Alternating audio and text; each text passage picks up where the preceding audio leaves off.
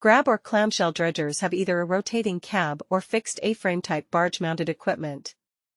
They have hoisting and control systems and use grab or clamshell digging devices or buckets rigged on cables to excavate the material from the waterbed at or near its in-situ density and transport it vertically out of the water and into barges for subsequent transport to the placement area. Normally they are stationary, being fixed at the excavation site using anchors or spuds. The discharge of the material is usually done by transporting it with barges. However, some grab cranes are placed on self-propelled hoppers, so the material is transported by the dredger itself.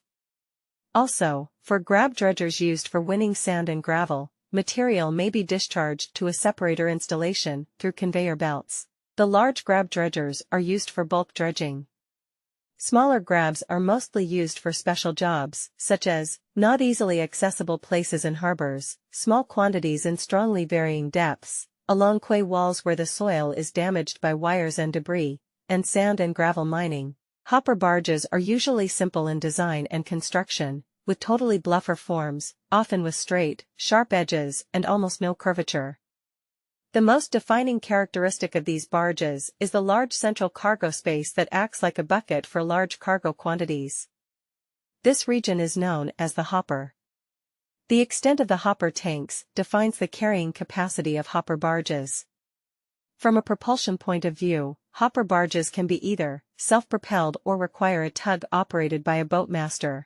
Dumb barges are usually towed or assisted by tugs. The discharging of cargo in some hopper barges is done through a unique system. The hull itself splits open at the bottom and releases the contents directly to the sea. Boatmasters will perform pre-tow planning and risk assessments. Where towage services are provided to a specialized vessel that has unusual handling characteristics due to shape, height or draft, a pre-movement planning meeting is to be held. Towing alongside should be undertaken using a suitable heavy spring, a head rope and stern rope. The tug should be positioned so that the stern of the tug just overhangs the stern of the barge.